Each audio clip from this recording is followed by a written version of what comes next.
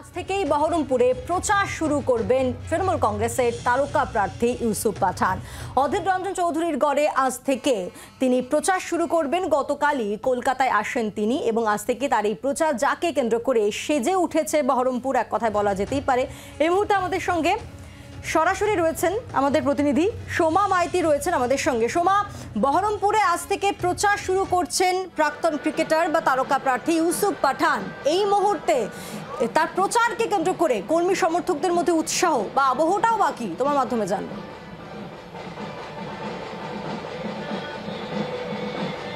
দেখো, প্রাক্তন ক্রিকেটার আর কিছুক্ষণের মধ্যেই এসে পৌঁছবেন বহরমপুর শহরে। আমি তোমাকে ছবিটা দেখাবো।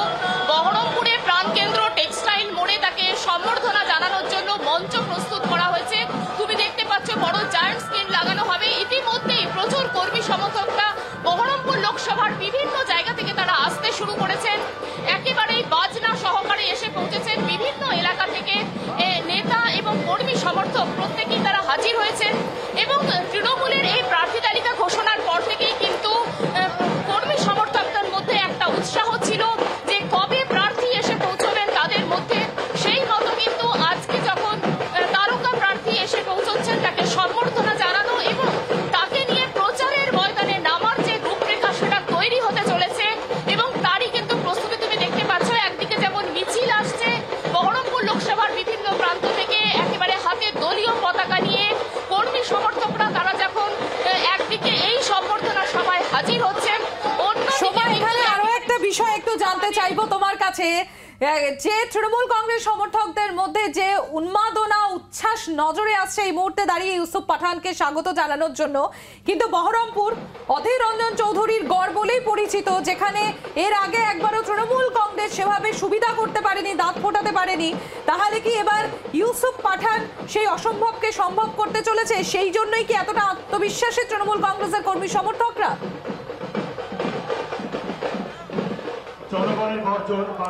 দেখো, তৃণমূল শিবিরে কিন্তু ইউসুফ পাঠানকে প্রার্থী হিসেবে পাওয়ার পর কর্মী সমর্থকদের মধ্যে নতুন করে উচ্ছ্বাস দেখা দিয়েছে এবং তারা নতুন ভাবে ভাবতে শুরু করেছেন। কিন্তু একেবারেই অধীর চৌধুরীর গড় যে এলাকা এবং টানা পাঁচবারের তিনি এখানে সাংসদ এবং এতদিন পর্যন্ত কিন্তু তৃণমূল কংগ্রেস এখানে কোনো রকম দাঁত ফোটাতে পারেনি।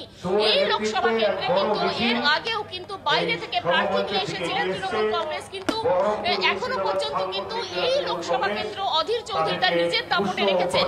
এবারে প্রার্থী যেহেতু ইউসুফ পাঠান, প্রাক্তন তারকা এবং প্রাক্তন ক্রিকেটার, এবং তাকে ঘিরে কিন্তু ইতিমধ্যেই নতুন করে আশায় বুক বাঁধছেন এবং তৃণমূলের শিবিরে যে ধরনের উচ্ছ্বাস লক্ষ্য করা যাচ্ছে এবং এই তারকা ক্রিকেটারকে নিয়ে তারা নতুন করে আশায় স্বপ্ন দেখছেন।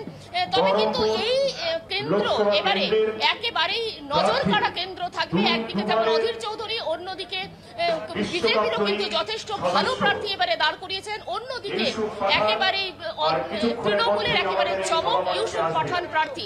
সবকিছু নিয়ে রয়েছে টানটান উত্তেজনা এবং আগামী দিন কিন্তু বলবে যে এবারের এই লোকসভা কেন্দ্র সত্যি কিভাবে টানটান উত্তেজনা থাকে বা কার দিকে যায়।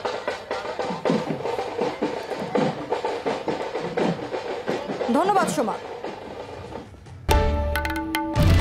বাংলার আওয়াজ, বাঙালির আবেগ, জি 24 ঘন্টা।